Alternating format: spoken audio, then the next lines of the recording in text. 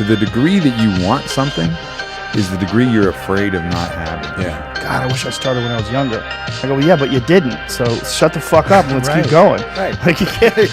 Nobody changes until they change their energy. And when you change your energy, you change your life. Because it's not till then that it's really real. Yeah. It's like, oh, this is way worse than I thought. It's like, oh yeah, it's way, way worse than you thought. Yeah. But luckily, there's more to you than you think.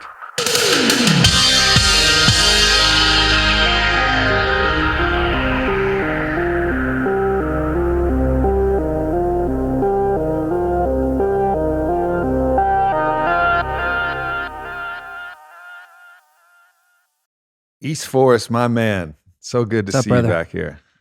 Yeah, it's good to look you sort of in the eyes. Sort of. We're like a Close. little bit off. It's like this.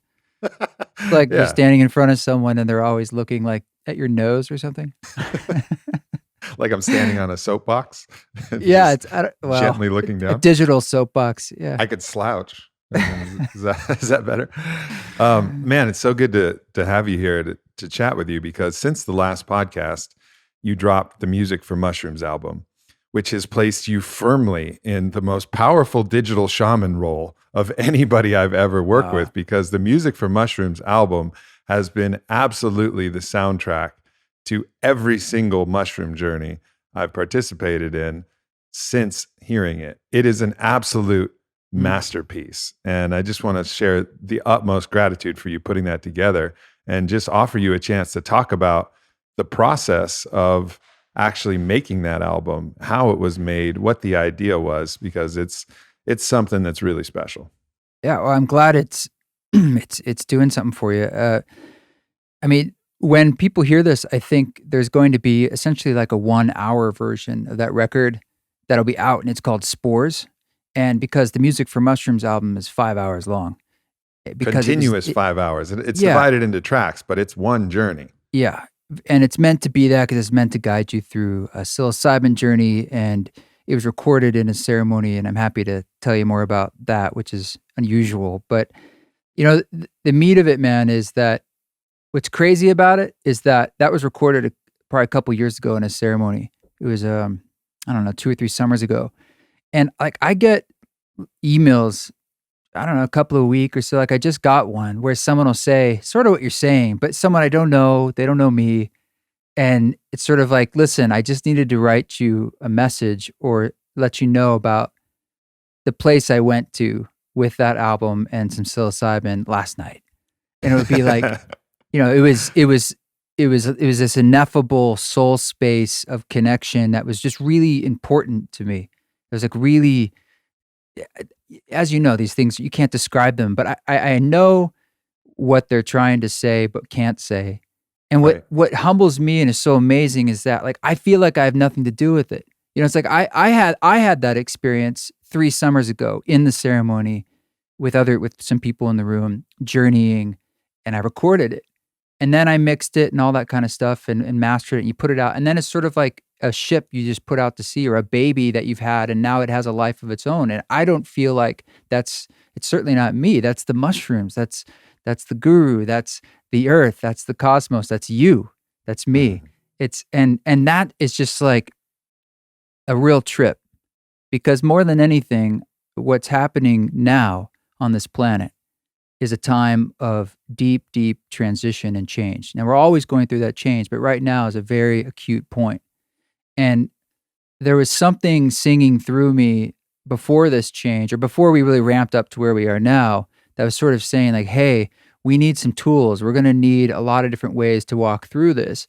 And I saw a particular hole in the psilocybin therapeutic space, particularly with music. And knowing what I knew personally about music and the role it plays in ceremony, there was something missing, right? There was like no one, for Western ears, for us, it's like we didn't have that shamanic tradition with mushrooms, and the music being the vehicle to do that. I just wanted to give it a shot and be like, here's something we could use. You know, it would, for people who don't understand, and a lot of people haven't been in an ayahuasca ceremony, but imagine going to do ayahuasca and having no Icaros, and just like you play Yes. music, you put on a playlist in your ayahuasca ceremony. There's no icaros, there's nothing else. Because the icaros are the songs that have been taught by the medicine of ayahuasca and the plants themselves to perfectly guide that journey and that experience. And it's so inexorable with the magic of the ayahuasca journey is the icaro. But for mushrooms, it was like, yeah, play some like good music. That was the theory before. But now it's the way that you crafted this music, even this subtle, like vibratory quality of it, where it seems like it's working with the actual psilocybin itself, how it's interacting with your cells. And now it has a soundtrack where it's being guided through your system, just like the icaros guide, the ayahuasca vine and the chacruna leaves and the DMT and the whole experience through your system, through the purges, through the ecstasy, through all of that. It exists now. It's really there, and it's radically different. Sure, I've listened to the album many times when I'm just relaxing, and it's lovely. But when you pair it with the intention of pairing it with psilocybin, something really magical that extends far beyond, a kind of a reductionist understanding of music and medicine. It's the synergy of both that's created. It's powerful. Well, you bring up a good point with the Icaros, not sure how you say it, but the shamans, particularly in Peru that I knew and worked with, would describe it as that is the technology of the ceremony. Like you can't do it without it. And in most indigenous ceremonies that I've looked into, you'll see that the music is the central vehicle of the ceremony, whether it's a Lakota sweat lodge or a San Pedro ceremony or an ayahuasca ceremony. And so you're learning something there about how that's not just like the infrastructure that we're inside the ceremony, but it's also like in that eyes closed sort of psychedelic space, it's the car you're in. It takes you to and it's also the sonic architecture that creates these spaces that you're in. And with the Icaros, they see it as that's what calls forth the ayahuasca spirit. That's what brings, that is a song that brings it in. And that's sort of like we're singing ourselves awake in this process. And with mushrooms, there are traditions, indigenous traditions, but they haven't translated into Western society. And more importantly, we like ayahuasca is unique in that the ceremony has stayed intact with it. Like you don't see it used recreationally, pretty much. I mean, I haven't seen that. That'd be a hell of a recreational drug. I don't think you'd have to be pretty fucking nuts to try and Speaking do that of, just for I kicks. met a guy who's like really doesn't like the purging. And so he's like a brilliant guy. And he developed a kind of ayahuasca like synthesized that has everything but the purging. And that's like his some jam. kind of ayahuasca, they call it, like an ayahuasca analog. Yeah, exactly. And he's all about it. But like, basically, it's everything but the purging. I don't know how I feel about that. But anyway, you can, so ayahuasca maintained its ceremony, which is the songs are part of that. And mushrooms came in through Gordon, Wasson in the 50s. And as it came into popular culture, it didn't. And it became more recreational. And most people that I know who I've ever worked with in ceremony with psilocybin, they say, most of them, I've had powerful experiences. They kind of, in a sense, sort of stumbled into them. Most of them, though, have been in groups or outdoors, and almost no one has sat in ceremony with it. And when they do, they're just like, I'm just like blown away by where I was able to go and the messages as I received. And people say things like it felt a lot like ayahuasca and its depth. And Terrence McKenna, like I think he rated as far as like powers, like 5-MeO DMT, psilocybin, LSD, and it went down the list from there. I mean, it was up there. And I think for anyone who's had some journeys, if you stumbled through some things where it was quite deep, I've known, it's like, holy shit, this is very, very powerful, way beyond anything I understand. And I don't pretend to understand the mushrooms, but I do feel it as an ally. And I opened myself up to say, I want to work with the mushrooms. They're working with me in my life. And East Forrest flat out would not exist if it wasn't for the mushrooms. And I don't mean that like, cavalierly. I'm saying like, I literally wouldn't be sitting here talking. I wouldn't know you because it only existed because I started leading ceremonies because my friend forced me into it. And I was like, what are you talking? He literally forced me into it. And so that over the years developed into a musical language and an intention and approach. And that led to us creating a protocol over 12 years of this is what's been working for us. This is what guides people through in the most positive, powerful way. And eventually it was like, let's share this in a more overt way because it's time. And so the Spores record is just another iteration of that. It's a little more digestible because it's an hour. And what I found, which is completely unintentional, my partner Radha has been leading ketamine-assisted therapy, which is just burgeoning and blowing up. And it works really, really well for a ketamine journey because it's just the right length. Yeah. Yeah, absolutely. Yeah. And I haven't tried the full Spores album with the ketamine journey, but you bring up some very important points here. And it's the difference between just utilizing a substance and allowing the substance's effects to work, which can be quite lovely, can also be, quite detrimental too if you're in the wrong set, in the wrong setting, and the wrong environment, the wrong dose. A lot of people have challenging experiences. But it's the same for any other medicine that actually has some, recreational qualities. Take MDMA therapy, for example, right? MDMA is something that many of us experience like, wow, it was so fun. I was out at Burning Man, or I was out at this concert, or I was out with my girl in this place, or my guy, or whatever it was. And we had a good experience. And then you follow the MAPS protocol that they developed to heal trauma, which is a blindfold, a curated playlist. Instead of looking out and exploring the world and seeing and feeling all these things and extrapolating, how the tree feels and all that, you're actually just looking within and asking yourself, how does my heart feel? And it radically changed the field and the potentiality of MDMA. And that's what they've brought through all the clinical science and is showing in research. The same with ketamine, right? Like the difference is you can take ketamine and it'll feel sometimes kind of pleasant. You take too much and it'll put you in kind of a place where you're fully disassociated. And if you're not ready for that, it's an absolute, kind of a nightmare. I mean, I've been around people at Burning Man before ketamine actually became legal and it was something that was popular. Some of the people in my crew thought they were taking MDMA, ended up taking ketamine instead. They were riding their bicycle. All of a sudden, the pedals started to move real slow, and they had to stop the bicycle. And I was like, what's wrong with everybody? And they're like, we can't pedal anymore. And it was a disaster. Ketamine is a space medicine. It is so powerful, and it puts on all these different clothings of other drugs. Like, it's very, very strong. I got myself blown apart with ketamine, sort of unintentionally, completely legally in a therapeutic setting with an intramuscular shot in the arm. And it was the strongest experience I've had on anything ever, period. And I've had a lot of experiences, like times 1,000, Right. It was like putting my hand in the electrical socket of a nuclear reactor of the universe. And I remember the guy who put it in my arm, like I immediately assumed, like not like maybe, I was like, oh, he obviously accidentally gave me 1,000,000 times too much. And I have to just ride this out, And I remember writing this email afterwards being like, listen, I know you gave me too much. I need to know what the dose was. And they're like, no, that was 100%, 75 milligrams in the arm. I'm just like, that should have been more than, we need a bigger container around this. Like the fact that there's a potentiality of that experience. Other people are definitely have had it and are going to go into that. And I'm like, the context of that and how do we walk into that and how do we hold that and how do we work with that and what are we doing? What are we doing? Yes, this helps depression, chronic pain, great. And maybe we're focused on like there's a chemical component to that, fantastic. But there is a soul component here. There is a spiritual component. It's like, it's unignorable. So it's like we need to hold that. This isn't just about commerce and lessening depression. But I have felt pretty good afterwards. I'll say that, man. That was in July.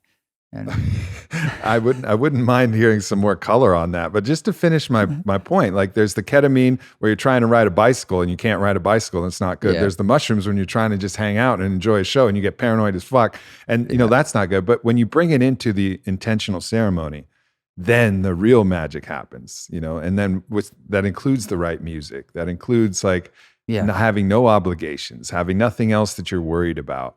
Ideally knowing that you did take the right dose. That's a huge part of it because that'll definitely mess with your head. You had a lot of experience. So you were able to just say, okay, 1,000,000 times too much, no worries. I'll ride it out. Some people would be like, I'm going to die for sure. I know that as a fact I'm going to die. And so bringing these things into ceremonial context is where you unlock, in my opinion, the real potential of what this medicine can do. And I think that's what your album, both, Music from Mushrooms and Spores, has offered, because it is absolutely the same with MDMA or ketamine. Ketamine for me before Spores, and I'm really excited to try it. My go-to piece of music was from the artist John Hopkins, who you probably know that guy. We just met. We've been Zooming, and it's like I'm over the moon because I've been a fan for a long time, and I'm just like, I can't believe we're hanging, and like literally just hanging. And, I'm like, and he's the greatest guy, greatest musician. Love that guy. He's amazing, and he wrote this piece called Ascension, where he took one Tibetan bowl. And he's playing this one Tibetan bowl, layering in all of his digital effects. And it's a 30-minute piece of music, and paired in a ketamine ceremony with the mindful blindfold, with this in my headphones, I can literally feel it moving my soul around to explore different aspects of the cosmos, sometimes calling in the divine, sometimes just traversing different aspects of my own psyche. And it's mind-blowing, the difference between doing that and just taking ketamine. Like, you can't compare the two different things, just like you can't compare casually doing mushrooms, which is lovely. I've taken mushrooms and gone skiing. It was one of the best experiences of my life. It can be great. I'm not saying it's terrible. I'm just saying the true, like, spiritual medicinal potential comes with this kind of intention. And part of that intention has to be the sounds that you're hearing when you're with it. You're making a great point, Aubrey. And you know what this brings up for me is it's about giving space to be able to hear, to listen, and like what that means and how that translates into our broader life. Because when you give spirit room to be heard, and I think that happens through stillness, it happens through silence. When I say silence, I mean the absence of noise, not the absence of sound. That's sort of it's a Gordon Hempton idea. Then you can hear. Like, spirit speaks through the subtlety. It speaks through the tenderness.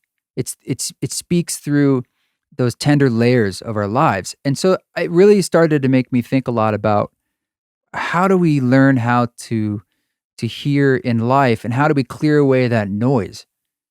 And this, to me, is the meat of the matter. Because when we're going through what we're going through now as society, which is as above, so below, we're going through as individuals. Every single person I've met, everyone I know, is facing doorways of opportunity and change in their lives. And it's just which ones they choose to walk through.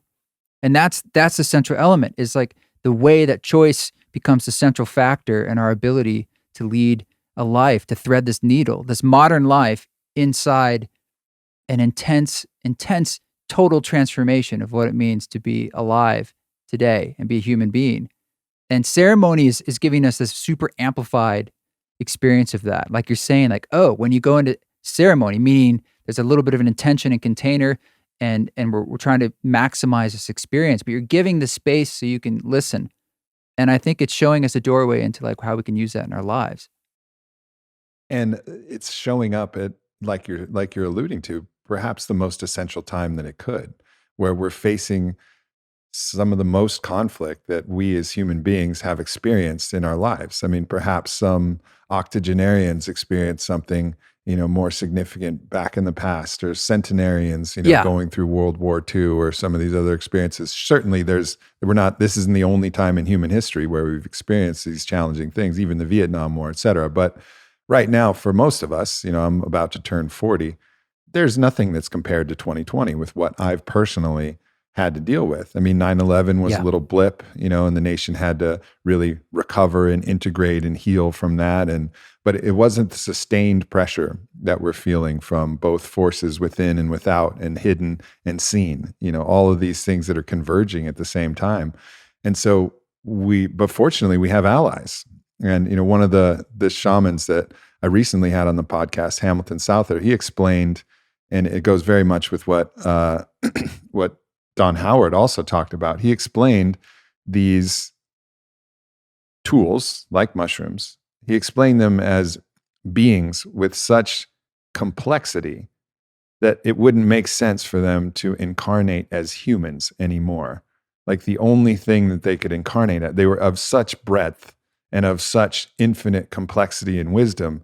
The only thing that would make sense is if they incarnated as a mushroom, or as an ayahuasca vine, or as some other large, different kingdom of species that was steady and stable in what it was able to consistently provide as a benevolent force for mankind, but also from that divine perspective of morality in which it was saying, like, we're not going to force you to be any way you want. Like Moctezuma's priests, as they were ripping hearts out of people in human sacrifice, were high on mushrooms as they were doing it. It's not like the mushrooms told them, it's a tool. like, nope, Yeah, you it's can't not. do It's like this. a hammer. You can do different things with it for It's sure. a tool. And but that's what you're saying. It's intentional. It's about your intentionality, your choice in that matter. Yeah. And these tools are here now to help us. They're here as an opportunity, all of them. And it's not just the plant tools, real animists believe that everything has a soul, everything has a spirit. It's not just the things that grow. It's not just this leaf or this flower that has a spirit. Ketamine has a spirit. MDMA has a spirit. LSD has a spirit. All of these things have a spirit. And when you think about it that way, whether you believe it or not, it becomes really productive, because then it's about your relationship with that spirit. You can reach out to it, and Hamilton, refers to calling on the head medicine spirit of the plant or of the substance, and inviting that in and saying, like, come here, like, here I am, my heart's open and I'm ready for healing, like, please be with me. Totally. And that choice is critical. That's what intention is to say, why are you here? And that invitation is really important. That's spoken about in lots of spiritual traditions, that you're you are opening yourself up, and you need to decide what it is you're inviting in and what you're not inviting in. Now, that's sort of this idea about, like, when you take a lot of these substances, you are becoming quite susceptible to seeds that you can plant. And I would hope that you're going to plant the seeds that you're going to choose to plant. But you need to cultivate the ability to be able to decide what those are. And I kind of feel like that's what it's all about. Like, you're in this soup of this space to have a felt experience and to listen and to learn and to see things. And then when you come out of it, it's almost like there's a kernel of that experience it's like a seed that you want to plant in the ground and germinate some new growth.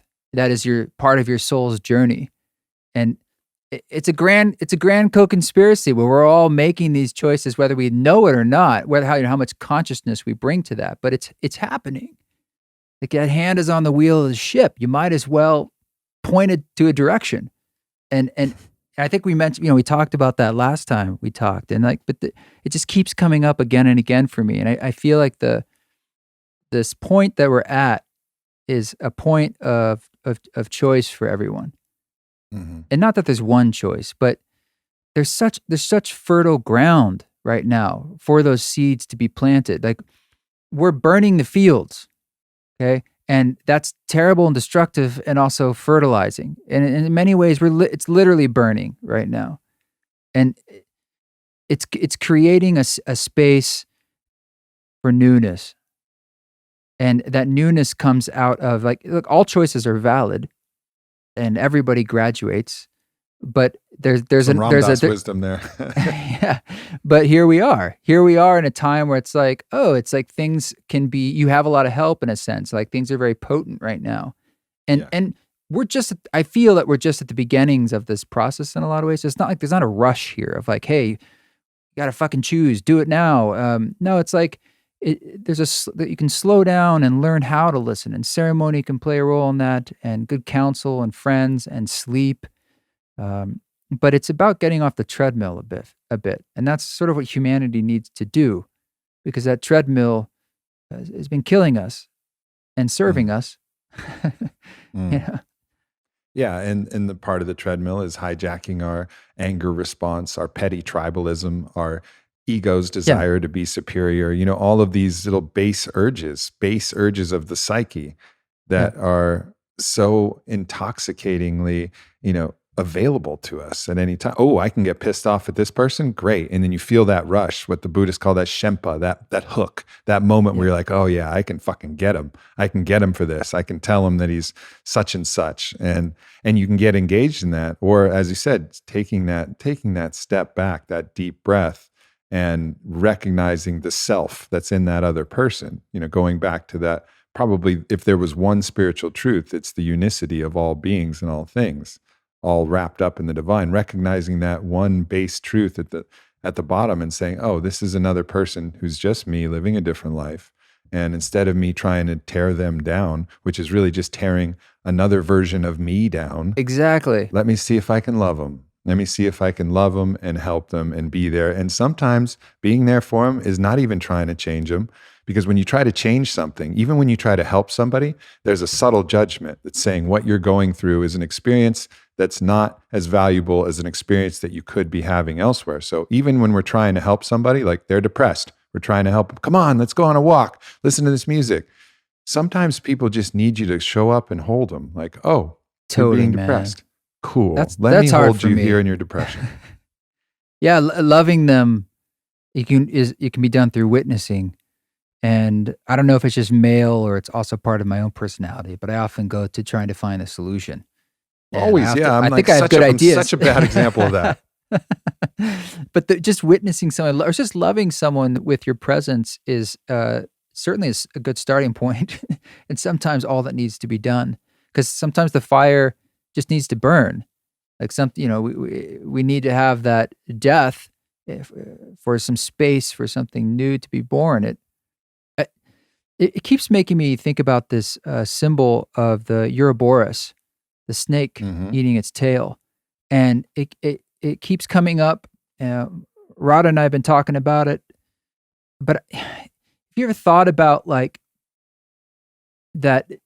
All the destruction and everything that's happening, it's sort of like you think about social media and the way AI, which we invented and we built, but it makes its own decisions and eventually gets to this complexity where we don't even understand how or what it's deciding anymore, but it's shaping the reality tunnels that we are choosing to see through like Facebook or Instagram, or even our Google search. Like my search is different than your search.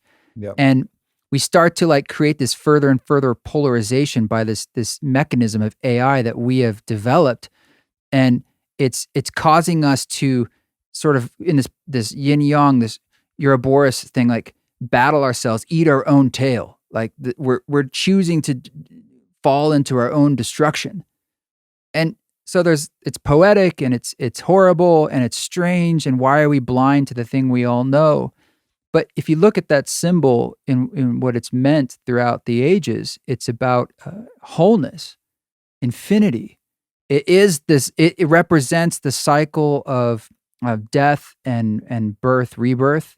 So it's sort of like the soul's journey, and it also has this. It's like the tail represents the phallus, and the mouth represents the feminine, and it's like creation.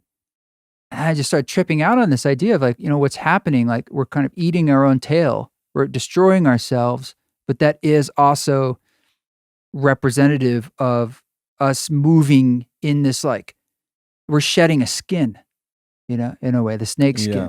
And what we're moving through is like Charles Eisenstein speaks about this idea that like this is to move into the age of reunion, we have to, there's only one path. This is the path.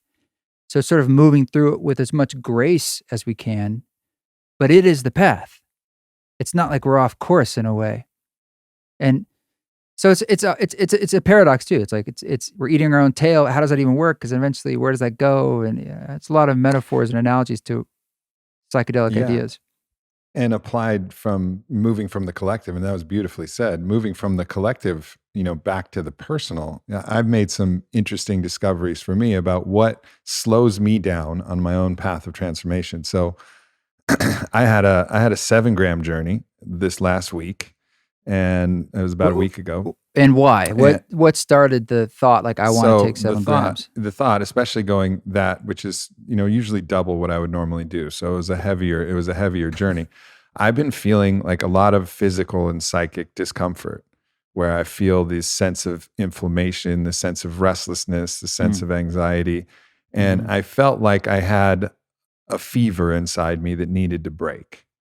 Right. And I was just stuck. I was stuck, and nothing else I was doing was working. So I was like, all right, I'm going to fast for 3 days, and I'm going to do a 7-gram journey, and I'm going to try and break this fever, because I wasn't fit. As we were talking about earlier, this is the invitation for transformation. And I wasn't fit to transform at that point. I can see where I'm being called, but I didn't feel like I had the energetic resources, the psychic resources to actually transform. And that's my universal message about being fit for service and about being fit for the transformation.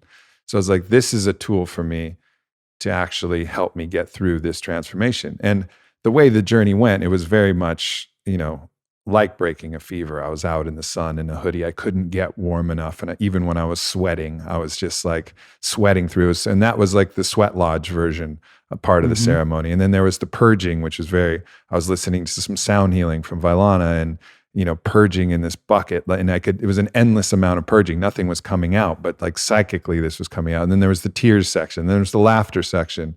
And by the end, I felt clean. But the biggest takeaway that I had from it was what I was waiting for was for me to love myself in the midst of my pain without trying to fix it. It was that point that I mentioned earlier. The reason why I couldn't transcend that pain that I was feeling, the physical pain in my body, the psychic pain, is because I was always trying to change it. And somehow a deeper intelligence inside me was saying, we're not going to change until you radically love yourself just as you are and hold yourself in the pain without trying to change it.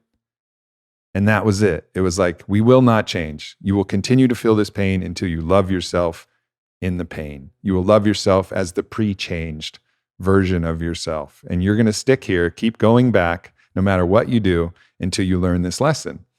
And so that was like, you can't jump ahead. I couldn't jump ahead. And then I realized everything I was doing was like, yeah, I hate this pain, hate feeling like this. I'm going to fix it. Well, I was never going to be successful in fixing it until I've actually passed level 1, challenge step 1, which is to love myself exactly as I was without trying to change it. Once I accomplish that, then it's like, yeah, okay, cool. We can move on now.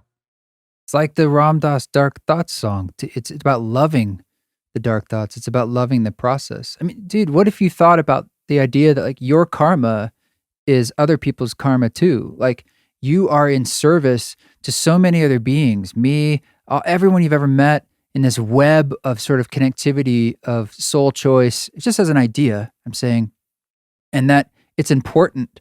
Like the struggles you're going through is part of this, is the campus we're on in a way. And you need to do it. It's not about speeding it up. It doesn't matter. It's about how you do it. It's about loving it. And it's like it's just to be with it. How much love and grace and witness can we bring to it? Because it's all going to happen. And right now, even more is going to happen. It's going to get crazier. And it's like, good luck trying to put your finger in the dam and like more Band-Aids that we're putting up, which is what we've essentially been doing as a society. How can I continue to prop this up, to ignore it, to shift the water a little bit? It's not going to work. So I think it's more about grace. Yeah. And how much can we stand in? And that's the warrior energy to me. That's how much can I bring that the warrior is bringing a shield of grace, which is sort of this it's more of like an energy of diffusion that's spreading out. Ram Dass, he talks about when he was given the instructions that he should love everyone. He said, love everyone. How can I do that? I have too much judgment. He recognized that judgment was the thing, because judgment demands that you offer a punishment, offer a differentiation. That punishment, the only real punishment is the denial or removal of love, right? That which you hold in judgment, you can't love. Love is the absence of judgment. It's holding no record of wrong. Right? And so he understood that was the challenge in this. And so in recognizing that, I think you can do this kind of like gentle lip service to it. Like, oh yeah, cool, judgment. I'm not going to judge people. I'm going to love them. But still you're judging.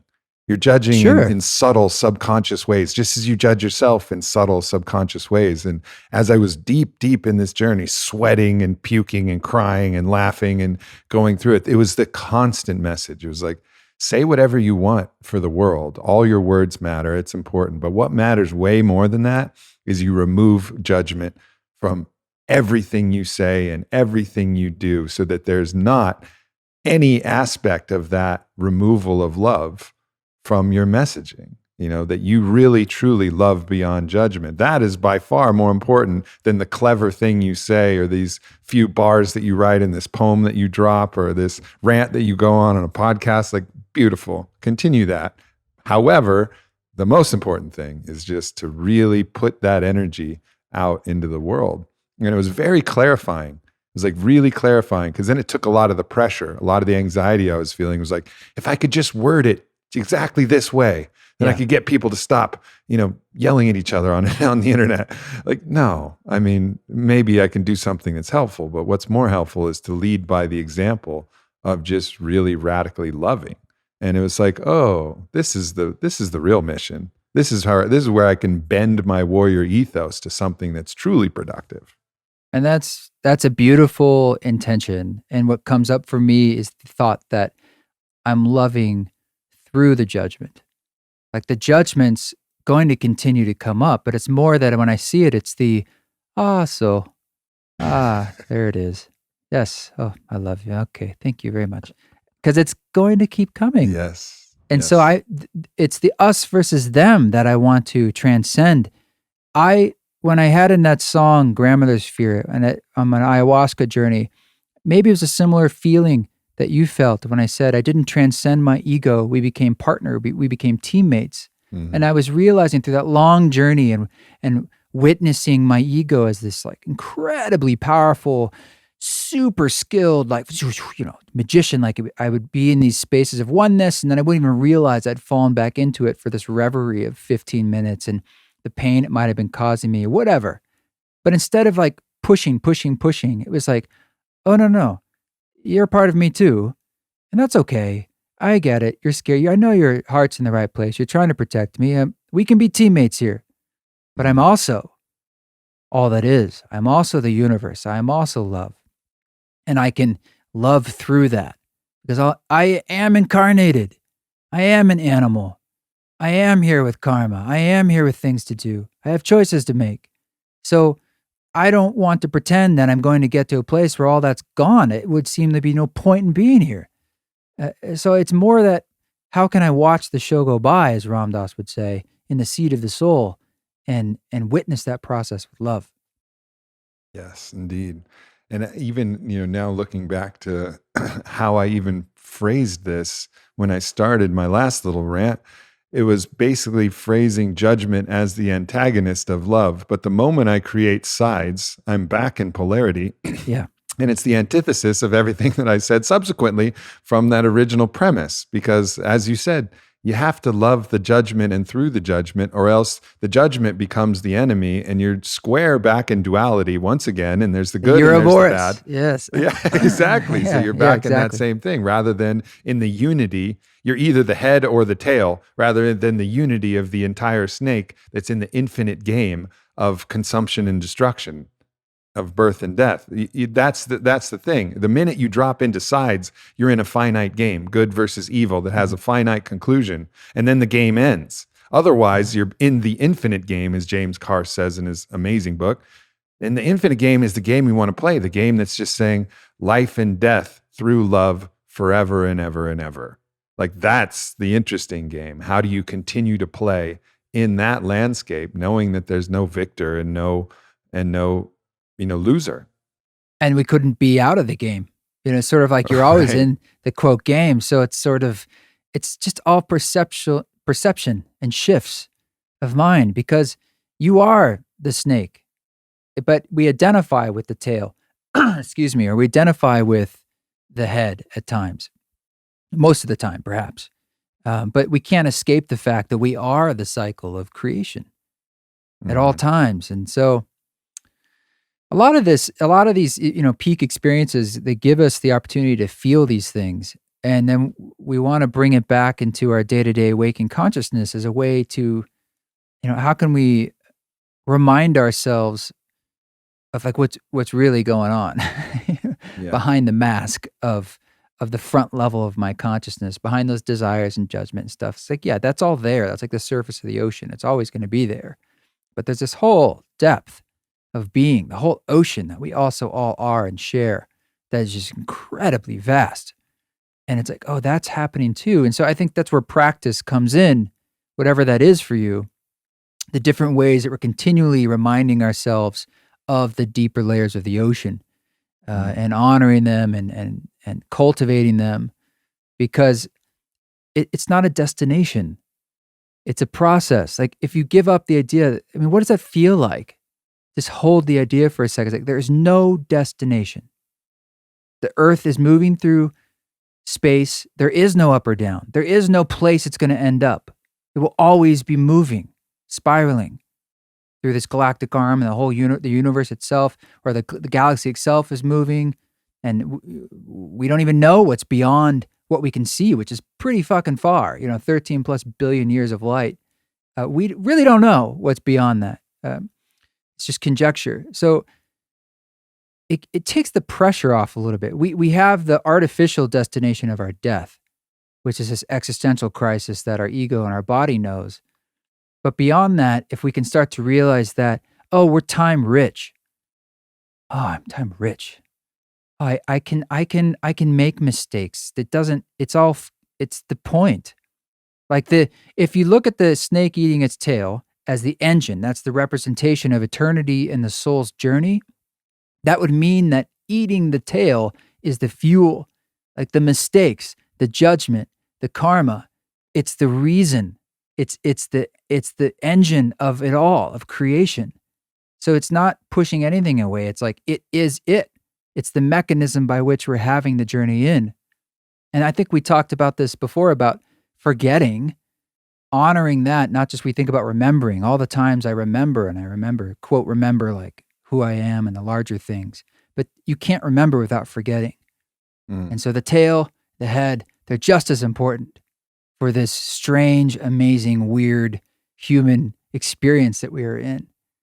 And when we're going through what we're going through, where we have intense collapse and change and opportunity, I think it's helpful to remember that, because we can sort of witness and honor and love the tumult that's happening, because it's like, yes, it needs to happen. And I can help this process in my ways, in my role in it, but you're not here to like necessarily stop it. Like grace is bringing less suffering, and I honor that and I want that, because I would love for us to do everything we need to do with the least amount of suffering. But life is also, it's the engine of it all.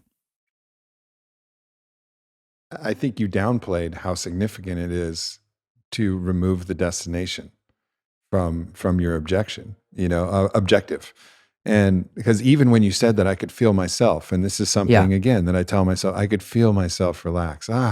Me too. Oh yeah, there's no destination. All right, so what are we here? Let's just play and dance and serve and love and help our own suffering and the suffering of people along the way. But there is no destination. It's just a moment by moment choice, how we want to live and how we want to do that. And it's all of just a sudden, my shoulders drop. Yeah, that's it. My shoulders drop. My heart opens, smile, the corners of my lips start to peel up, and I'm like, oh yeah.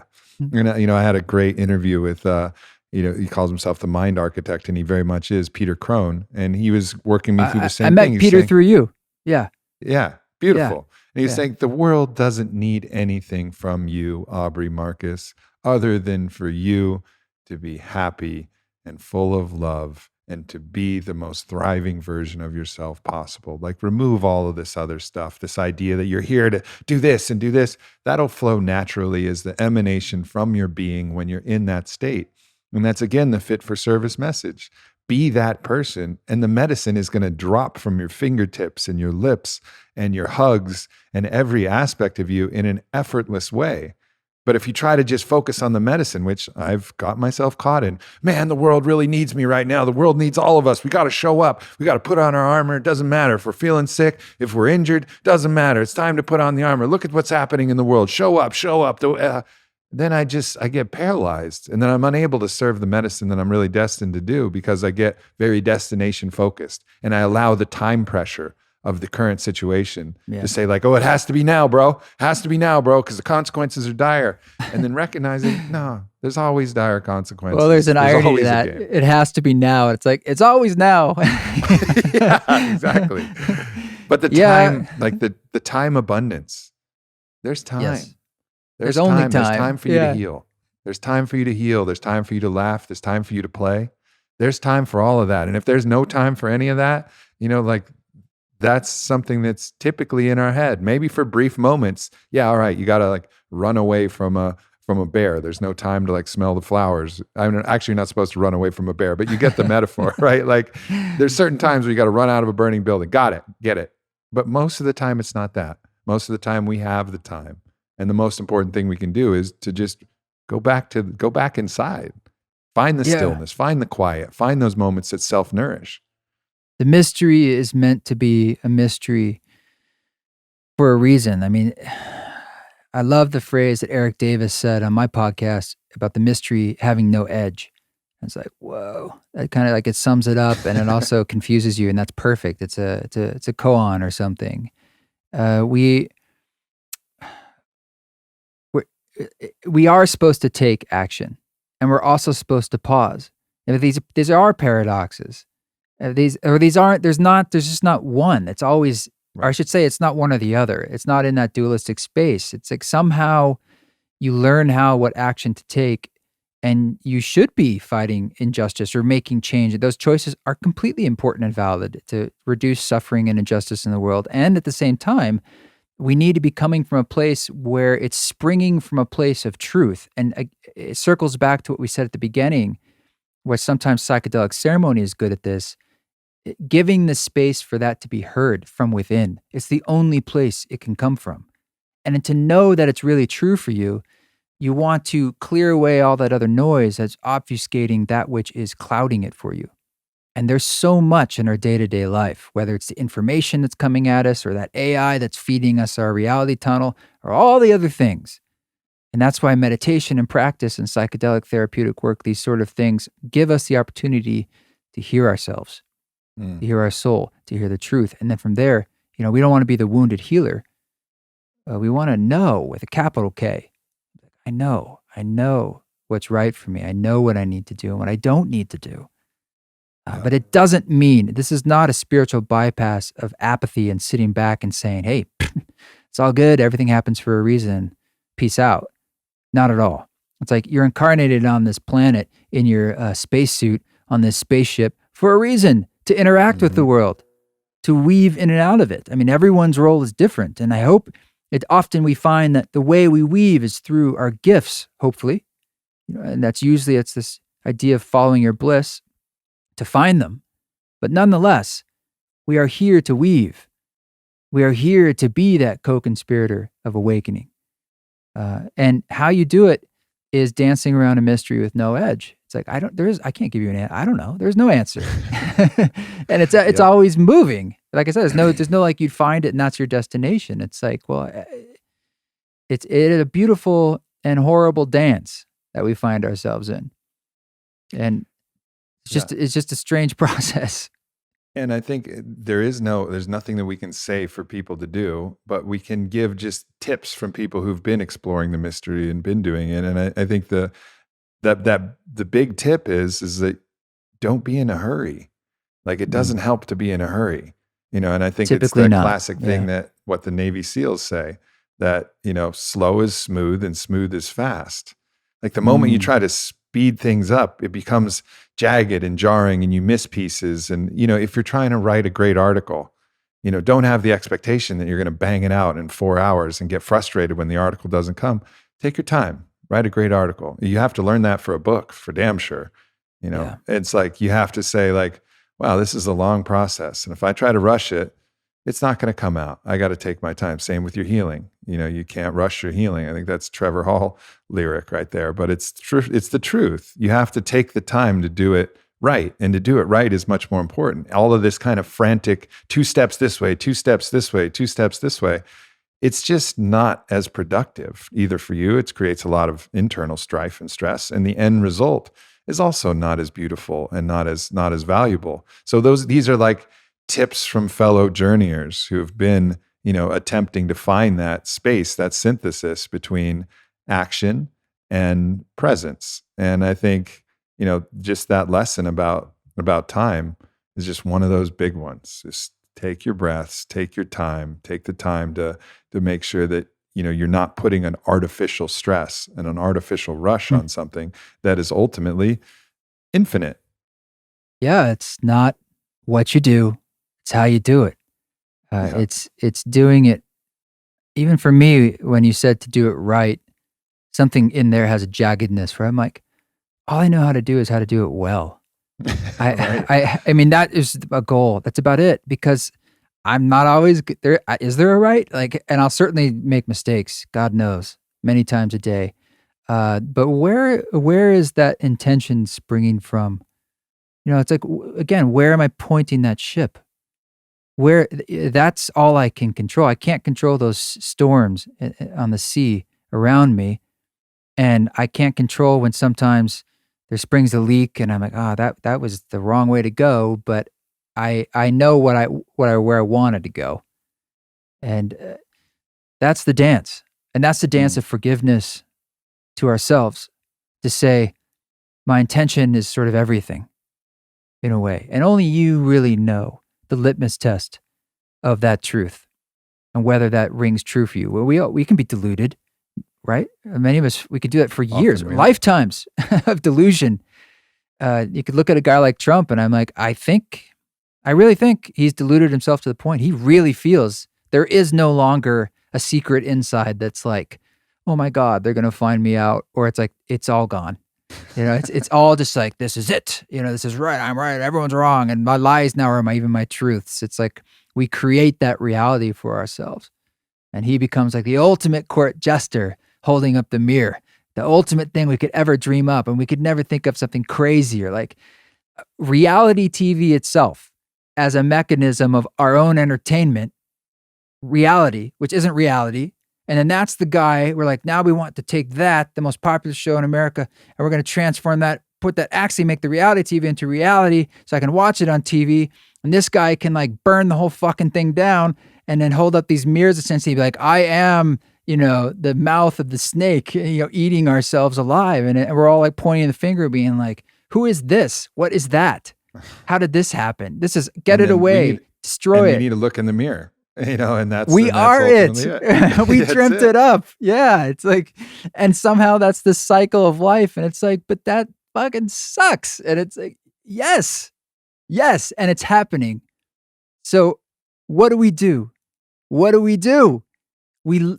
have to bring love and vision and hearing inside. Like we have to create space again for ourselves to be able to hear, so that we know where to walk and how to act and how to speak. And that's kind of what the Spores record was it's just another tool to give space for you to be able to hear yourself. There's no dogma in it. It's just about learning over those years of creating ceremony for people. What uses, how do we use music as a tool so that it cultivates like a space for hearing and knowing and love with that particular medicine? Yeah, for sure. It just, it makes me think about when you say right, you could say any politician is right or wrong. Right. But again, any external judgment that we're making about their right or their wrong is actually wrong on our side, right? Like ultimately, right. What is right? Right is it's having the intention. It's not having the expectation. It's not right result. It can't be right result. Because if we have the result, then, it's like Zen in the art of archery. It doesn't matter if you hit the bullseye. It matters how you pulled the bow. It matters if you did that. And so,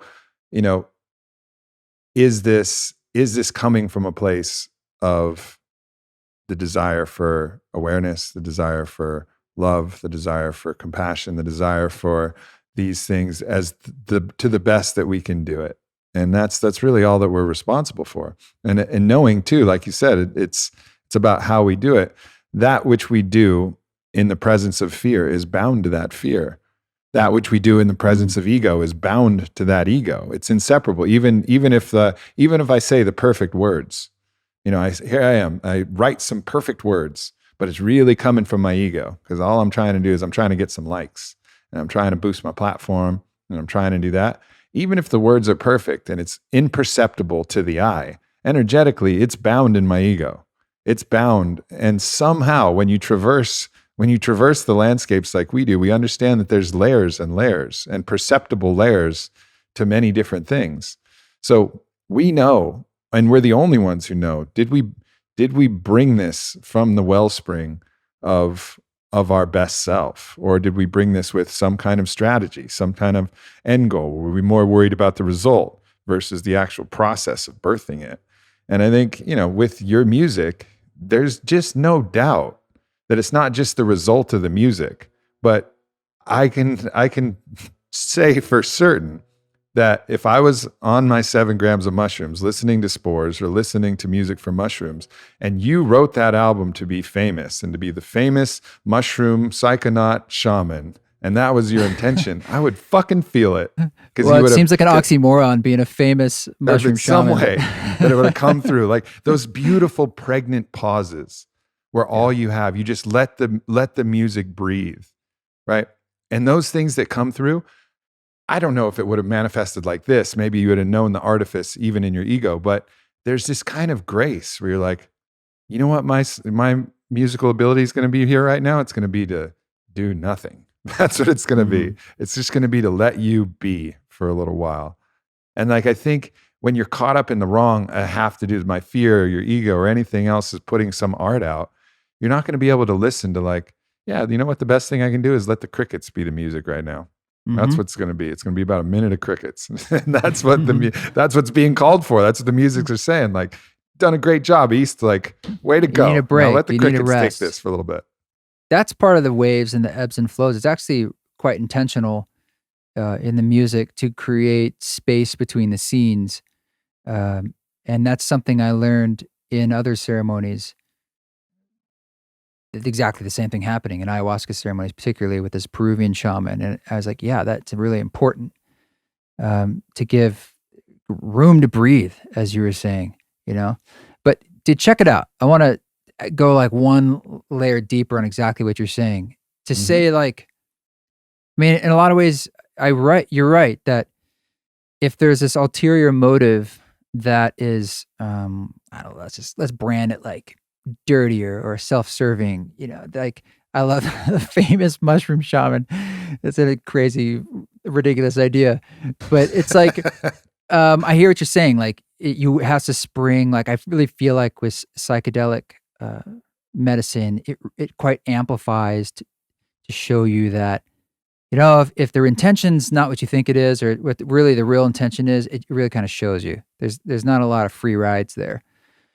But I also want to honor that energy, that drive, that desire is serving a role, and it's not absent. It in this conversation, one of the hardest things that I've learned to do over the years is like how to have conversations like this and do that dance where it's like, how can I be as honest and vulnerable as I can be? But also there's the part of me that remembers like, well, you and I are sort of here to entertain and have a good conversation. I want it to be good.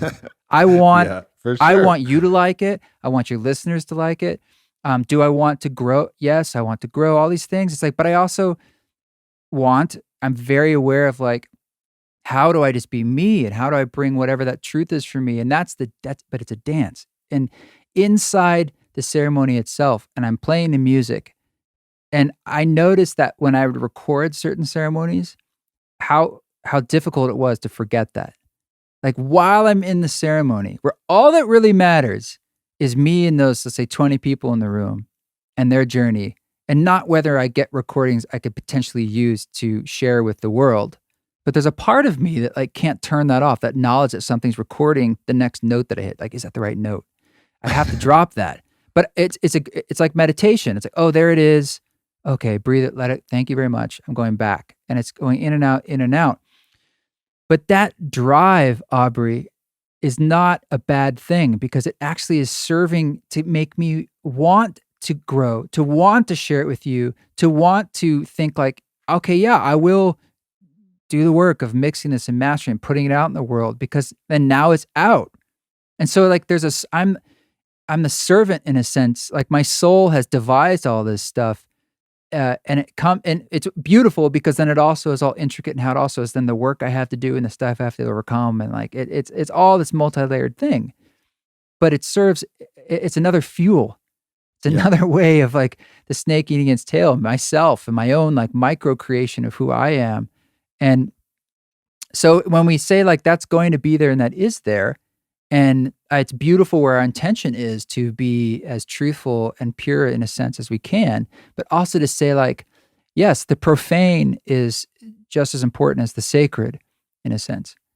And I can hold that. I can see that because I'm never going to delude myself that it's gone. Right. And prior to my dying day, maybe there'll be a time where I'm like, I don't need to do any of this stuff, but there's part of me that wants to. And otherwise I wouldn't. So right. I have gratitude for that too. And and I think it's another great point. And it's about, we have an obsession with this purity. Well, there really is no such thing as this, the ultimate pure altruism where the self is not even considered. I mean, perhaps there's moments of flow state, and I'm sure we've all been in, you've been in them as a musician, where you really truly feel out of the way. It feels like you are just a hollow bone. And you're going in and out of it. Else. Yeah. Yeah, and then you'll come back. But the idea that you're going to be able to complete an entire project or a whole podcast or anything else with absolute purity and not even taking into account the ego that's under the surface, the one that's hidden in the unconscious, that elephant that we're riding on that sometimes we forget we're riding on and we think we're flying, but we're really not. We're still on the back of the elephant, which is our ego. It's always going to be there. So instead of having this idea of purity, it's an idea of balance. Like, just keep everything in balance. Love everything as it comes. Know that you're not going to get pure, absolute white, top left corner of your Photoshop white. It's going to be somewhere in the gradient section. It's going to have a little gray. It's going to have little specks of all of these different colors in it. And that's your art, but it's still your beautiful art. And it's not about purity. It's about balance. Now, can you skew that balance and make it super black or muddy and have it be out of balance? Absolutely. And be mindful of when it's, on too far on the spectrum, and be mindful when you're so obsessed with purity that you're blind to your own shame about your impurity, which can happen too. Not acknowledging that you have urges and aggressive desires and tendencies and all of the shadow that's in every single human being. The denial of the shadow is the sure way to know that the shadow is going to thrive, because you're shaming it instead of loving it, which is the opposite energy. So yeah, a beautiful way. And you've done this multiple times in this podcast, and I so appreciate it. It's inclusive of the entirety of all aspects of expression and providing that love to everything without some standard of good or bad, pure or impure, just holding that balance, being aware and doing our best. Well, I hope you don't feel like I'm like arguing with you or trying to like, I don't know. Everything contrary. you've said is correct. And it's beautiful for me because as much as I can agree with you, and if I thought about it, you've never said anything that I don't agree with. But at the same time, I still get stuck in mild cases of judgment, mild cases of preference, mild cases of wanting to deny some aspect and not provide it the love like I was taught in the journey. I mean, this is why these lessons are coming up for me. It's nice to remember all of the areas, and we've kind of gone through so many that it's just like, oh yeah, love that too. Of course, love your ego, love your judgment, love all of it. It's your hunger, Aubrey, to return to God. It's just you're so beautifully hungry, and we all are. But for you, it's like, I just want to be with God. And it's like, you're less distracted. I think people are finding their way towards God through everything they do, through Monday Night Football, through shooting themselves with heroin, through this fucking ice cream they eat, all of it. And something about your journey is right now, and has been, it's about kind of going full charge and sharing that and showing that way. And that's beautiful, and especially in a time now where we're so globally connected. And you said this before, that what we're going through, humanity, that we've gone through a lot, you're totally just World War II, God, it's way worse. But what's different now is the way now this web of connection on multiple levels of information and literally, that's how we're all connected and how we're influencing one another. It's new. Like we really are a kind of nodal point, and I don't know what's on the other side of this birth canal, but boy, can we feel it. So it's not to say that humanity hasn't gone through it in different ways, but there's like an acceleration now. And the last thing I wanted to add to what you just said, when I'm in those spaces and I'm doing that dance between, I guess it's all the time, but let's say in ceremony, and I want it to be really, I want it to be pure. Or like right now, the mechanism, the vehicle that I try to use, and the only one I know, is to ride it with humbleness, is to just keep coming back to my own self, like putting myself on the shelf and being like, you have that little micro thought, okay, it's this, I shouldn't be that, or I should be that, you blah, blah, blah. And it's like, it's okay. Just put it on a shelf again. It's thank you very much. Thank you very much. Thank you. We can, I got this. Thank you. And just come back. And that's what meditation and practice, or any of these things teach us, is that muscle of returning and me honoring the forgetting there and saying like, okay, now I can remember. Okay. And also, here we are again, back in the now.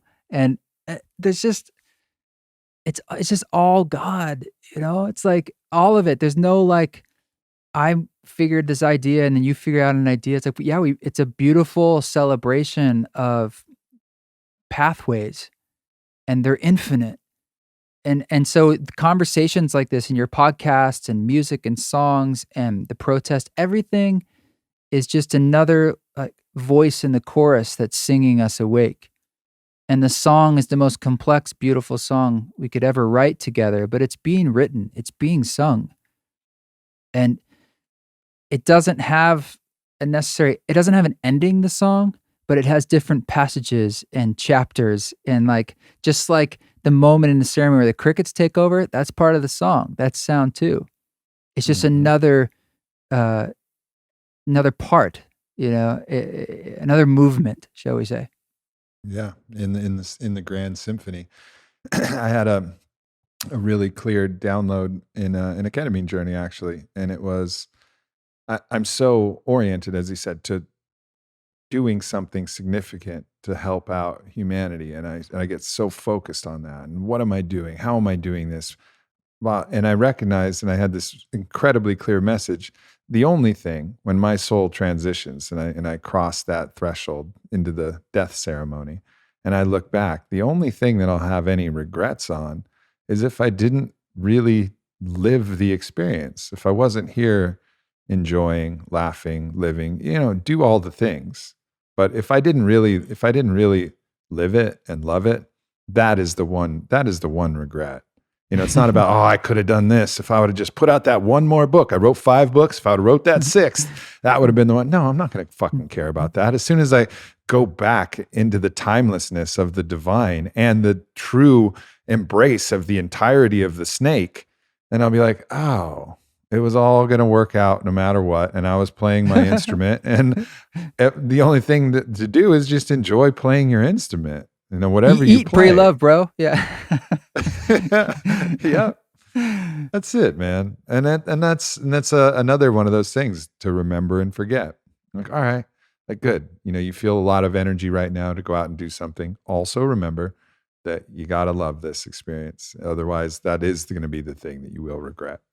I think we have a lot of hard work to do in the days, months, and years ahead as people and as communities. And so it is kind of a spiritual call to arms. And I think the way it's manifesting for a lot of us is more like a call to arms, like, Right. buying guns. And but what's really underneath it is a calling to the spirit to say, okay, this is where we are and this is what we've signed up for. And what we need from one another is that grace and singing one another awake. And like, how can you embody in micro moments and in big moments for each other what you need to receive yourself? And that's how we sort of cultivate. That's how we till the soil and fertilize the land and plant those seeds. It's through the now, and we can do things to kind of sharpen that blade, right now, with our own discernment and what we bring to the table. And in some ways, it comes right down to just like the soul seeing the soul. I see you, you see me, and I actually see you. And there's a witnessing of that. And I'm coming from that place, trying to drop the roles, trying to drop those expectations and the judgments. They're there. But I'm also like, but I have the strength to stand with them, through them, love through them. Because we're gonna need everybody. And like you are needed, and everyone listening, like you are needed right now. You've always been needed, but you're really needed. And when I don't say that to mean you're going to fail. You can't fail. But there's a whisper inside that is speaking to you, or wants to be speaking to you, or has been speaking to you. And it's calling forth a kind of beauty and choice that's only meant for you. And my prayer is that we all can hear that, so that we can do what we need to do. Things are hard, things are tough, but I don't want to just be nihilistic and feel like, well, then it's just all the shit and it's going to go down into a ball of rubble. It's like, fact is, nobody knows. There's infinite possibility in front of us. And when I say that, it's all possibilities. And there always is, but now it's sort of like everything is laid bare. And so maybe we didn't realize it as much before, but you never knew anyway what was going to happen. And now you really don't. And we're scared. I'm scared at times, certainly. But I know there's a candle flame inside us. That can be a fire that's always there, and it's sort of asking us to stand up and sort of stand on that inner truth. Stand on the wholeness, the Yeah. wholeness that comes from that sense. Well, this is a beautiful opportunity. You're talking about listening to the whisper, and Yeah. I know that you have one of the tracks from Spores, and you were going to lead us through a little meditation, a little opportunity for us to get still, hear our own whispers, Yeah. kind of integrate some of what we talked about potentially. Yeah, it's just like a little micro guided meditation. One of the songs on Spores, I'm sharing my screen now so I can try and share the audio, is called Always, and it's only a little bit over 6 minutes. And so I think I'm going to just use that and sort of see what wants to come through for a little groundedness. Sound good? That's good.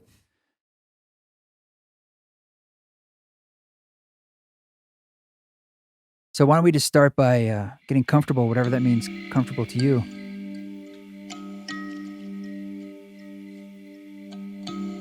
Close your eyes when you're ready and breathe in through the nose and out through the mouth. Move what needs to move just so you can be here for a minute.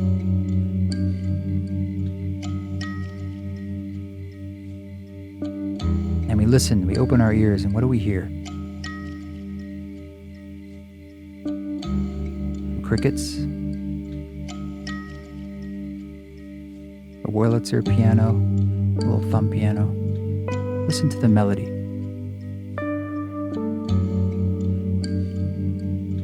Slowly building. Breathe into it. In through the nose, out through the mouth.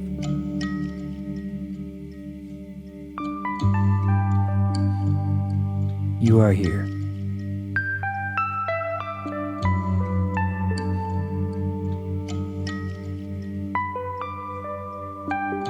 You are always here. There's nowhere to go.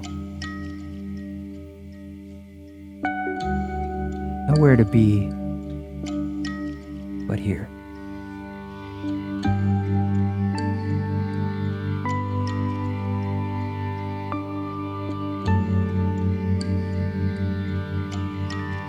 What does it feel like in your next breath to give up the idea that there's anywhere to go? There's no destination. Breathe that in.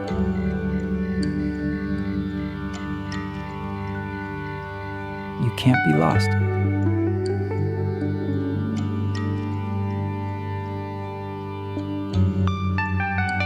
But at times you might feel lost.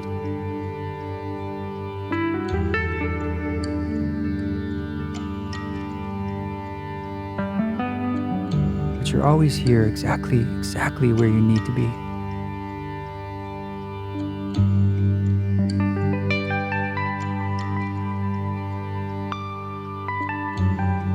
Breathe in whatever you're holding on to that's in friction to that thought, and just breathe it out and release it for now, just for now.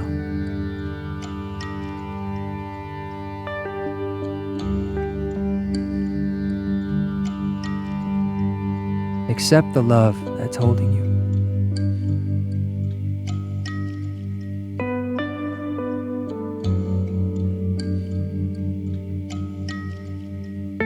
Accept the love holding you.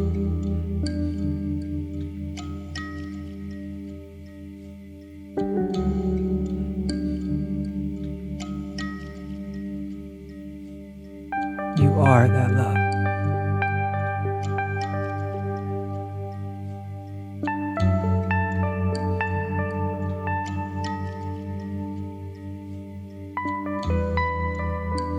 You are that peace.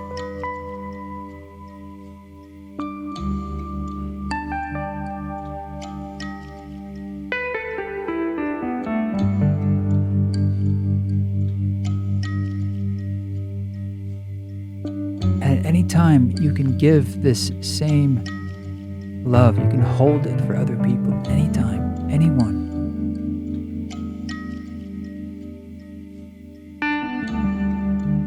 They won't know.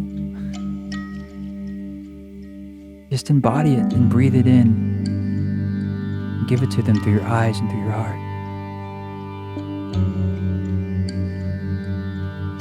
And then they'll know.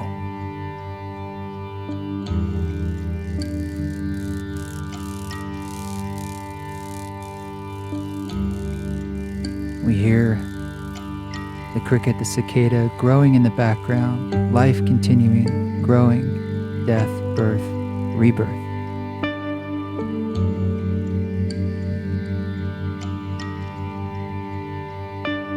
Breathing in through our nose, out through our mouth, the cycle.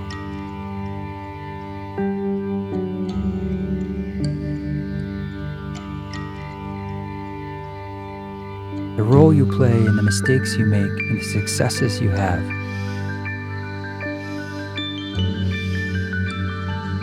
are needed.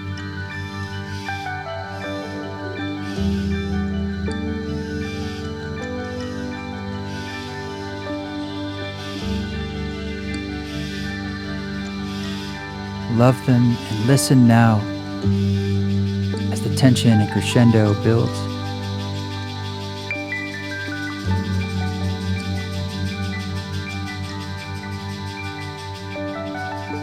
Allow it to grow inside you as you breathe in and out.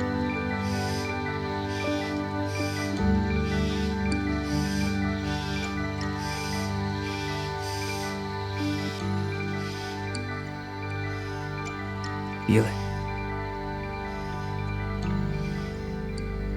What is speaking to you right now? Just listen.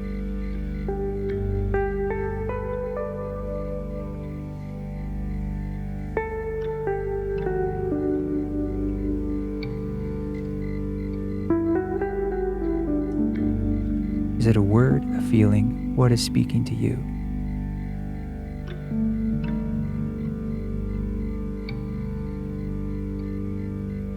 Accept that gift, plant it in your heart with your next breath. On your exhale, thank yourself for this time and wiggle your fingers and toes and open your eyes when you feel ready.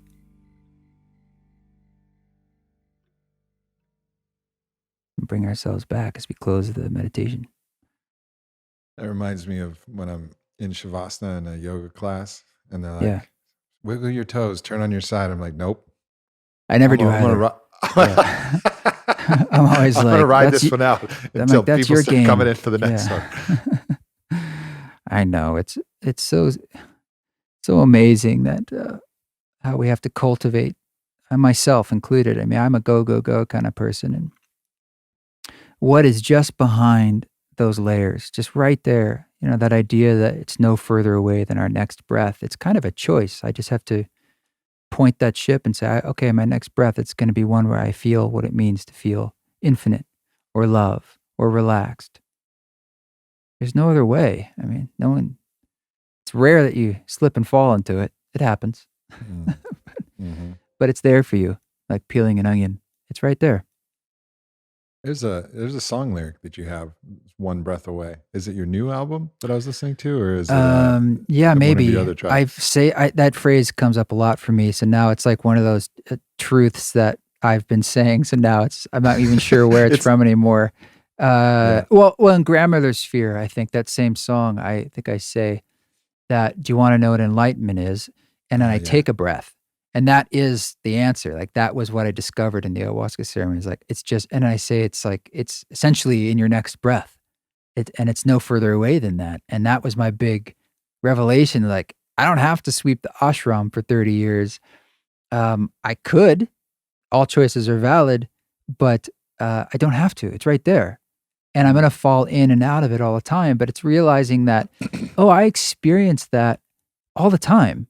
I might be washing dishes, or the mundane can become so beautiful when you say your life becomes a meditation, that's what it means for me. Or my life becomes a ceremony. It doesn't mean that I'm like that annoying guy who's always like, hello, how are you? Thank you. It means that the veil is thinner, or that I'm able to fall in and out of it a lot, as opposed to just when I sit or something, or just when in those really heightened sacred moments. It's like, what if it's all sacred? It's all animistic, like you said. Everything's alive. Everything, even then the things like that you don't want, or the things that you're like, this isn't sacred. Like, this is the shit and the guts and the fights. It's like that too, My partner was doing a tantra. Hope she's not upset if I say this, but they're doing a teaching weekend, and it was all about non-duality and the big thing. And at the very end of it, they were doing an ecstatic dance outside in the park because of COVID. And this woman just immediately lit into them. Like, I'm calling the cops. You don't have a permit, full rage, which is terrible. But to me, because I wasn't there, so I'm not identified with the whole emotions of it. I'm like, oh, yeah, of course. It seems perfect. It's like, that's part of it. There's the God in the disgusting, ugly, triggering rage. What does that feel like to be like, oh, what if we view it all as a song note singing to me? Sometimes that's really annoying and hard, but it's like, it's a perspective shift, and it's all just perspective shifts. And so many ceremonies will teach you that, especially ayahuasca ceremonies, where there'll be puking and shitting and chaos and people who and are it's so beautiful. They all of the guidance will be, whatever happens in your ceremony is part of your ceremony, and embrace that and love that too. It's happening for you, not to you. And in that same way, that ecstatic dance is, of course, a ceremony of its own. And to embrace and embrace that energy that's coming through there, and love that too. That is, this is non-duality final exam. You nailed it. Yeah. And there's like infinite flavors of ice cream, and you don't have to like them all. Like, it's just like, there's so much creation. It's like, who said that you're supposed to be into all of it? It's like, I don't really like mainstream country music, but it's like, that's okay. I don't have to. But you're not going to country concerts and throwing eggs at some. I am not. No, and I'm playing not the fiddle. That, and that's like not being this evangelical type thing. It's like there are many roads to Rome, and let's honor that. And when people are causing harm and so forth, and injustice, should we step in? Of course, but there's a difference between saying like, I'm right and you're wrong, and saying like, sort of like, hey, this is destructive, we can move this in a better direction. Or it's like, there's an inclusivity that could be brought into that conversation that is unavoidable, because at the end of the day, it is all those things. There isn't one or the other. We can't just say it's my way or the highway. We've tried that many times in history, and it never lasts. So maybe that's what's happening. Maybe we're moving through some kind of generational transition that has to do with like extreme inclusivity. And these are the beginning stages of that. I mean, I don't know. I'm just spitballing, but it seems like there's an inevitable path that we can't avoid that. Yeah, I mean, I think we're all very oppressive to ourselves. We're always shoulding and always expecting ourselves to be some way. And so to actually free ourselves from the oppression of the self, sometimes we need to see the oppression in the world as well. It's all, as within, so without. All of these things are happening. We're oppressing the self. We're oppressing other people. Other people are more oppressive than some other people. But it's all this force of oppression that's now we're becoming aware. And I think the key thing, to kind of wrap this up, the beautiful thing that mushrooms have given me, and a lot of these medicines have given me, is a glimpse of that thing that I can choose. I don't know if I would even known what was possible to choose without mushrooms and some of these medicines and transformational practices showing me what I'm actually capable of choosing. Like, I don't think I could understand non-duality. Maybe theoretically I could, but I couldn't feel it. Yeah. I couldn't feel it without these tools. But now that I've felt it, I'm like, okay, now I do have the agency to choose that. And that's what, Tom Brown in the book Awakening Spirits, he was trying to figure out, what is the thing? How do you get to these states where you feel this unicity? And he's like, oh, it's choice. But I think the choice requires the knowledge of, and the gnosis of that experience. And, that's the beauty of medicine ceremony.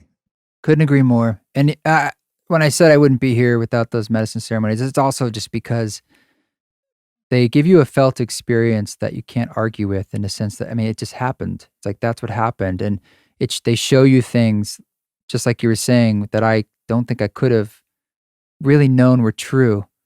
And what a gift that is, to be able to actually like blast through and see these things and feel these things that are ineffable and way above these octaves of the operating system that we're in. And I'm grateful for that, because it provides a kind of motivation. It's almost like a little cheat code or something. You'd be like, all right, we'll give you a little taste, but the tastes are all around us. They really are. Every time I see a rainbow or something, I'm just like, are you kidding? Like this just happens. This is part of like this whole thing. It's just like, there's so many of these things. Like, what do we need to be like, how asleep do we have to be like, hello, it's right there. It's everywhere. Oh my God. So yeah, I feel you, man. Taste of ripe mango. You'll be like, really? Yeah. You're overdoing it here. Like, we can have orgasms? Wait, I was like, this is crazy. Yeah, totally, man. Totally. Well, this has been a true pleasure, brother. Spores and Music for Mushrooms, both available wherever you listen to music, or at eastforrest.org is where I sell like the vinyl and stuff right now. And that's where the podcast is. And I'm on Instagram and all those things. I want to get off, but it's like, that's a whole nother conversation. Yeah. We'll talk about that one another time. Also, you have these really, I don't know if you're still selling them, but really cool scents. That smell fucking amazing. And then you have these little ceremony in a box kits.